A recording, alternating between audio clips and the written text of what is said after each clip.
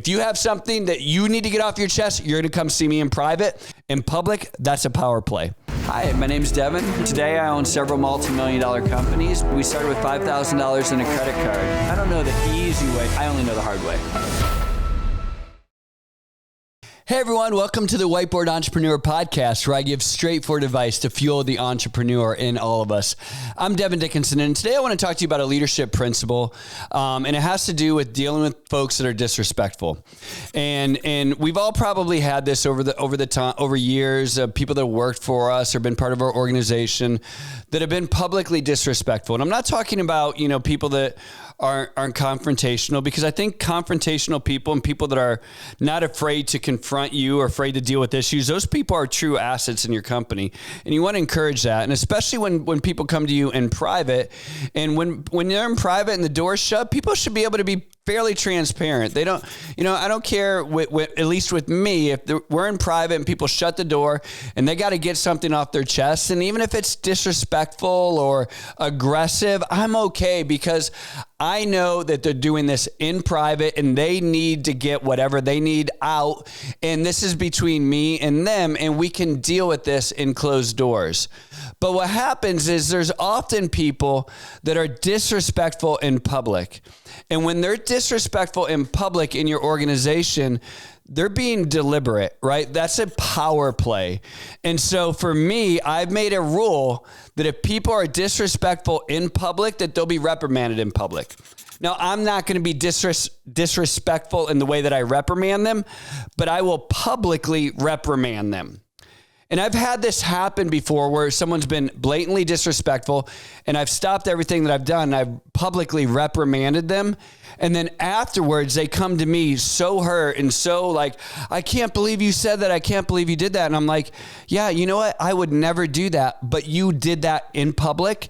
If you're publicly disrespectful, I'm going to publicly reprimand you. If you have an issue that you feel that your emotions are going to be out of control, or hey, come to me, shut the door in my office and let's get off your chest. But when you do that in public, it's a power play. You're trying to cause divisiveness within the organization. You're trying to, make yourself promoted above others in the organization. You're dividing walls in the organization, and you're creating drama. And I have to let everyone know, not just you, but I have to let everyone in this organization know that we won't deal with drama. Like, we don't do drama in my companies. Like, we do not do drama. And so if you're going to be dramatic, you're going to be reprimanded.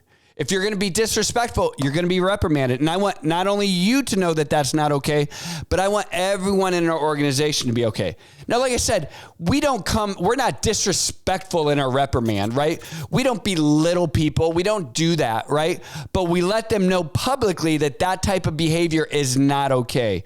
And this is a leadership principle. Whether you're a coach, whether you're a leader at your organization and a nonprofit, in your family, right? Like, if your child is being disrespectful, boom, right? Like, you shut it down, right? We don't have a problem with that. But somehow in business, we have a problem. In our organizations, we have a problem. But people are being publicly disrespectful. I'm a coach, right? And so if one of the team members is being publicly disrespectful to another team member, being publicly disrespectful to me or another coach, it's my job to shut that down. If I don't do that right away, that permits them to do it again. It also shows others that behavior is okay. When you shut it down, you pass the test. When you shut it down, that person knows that that's unacceptable. When you shut it down, you set the standard of how your organization operates. You set the standard that there is no drama allowed on this team. There's no drama allowed in our business. If you have something that you need to get off your chest, you're going to come see me in private, and then we can talk about it in private, and you can, hey, get it all out. Let's go. But in public, we're not doing this. In public, that's a power play. This is tough for a lot of us to do. I'm going to tell you, it's tough for me. Like, I had to get used to doing this. And at first you'll say something and your hand might be shaking because you're so upset or you're so nervous, but that's okay. You'll get better at it. If you apply these principles today. It will reduce drama in your organizations and it will help you be a better leader, better entrepreneur. I'm Devin. This is Whiteboard Entrepreneur, and I know this will help you.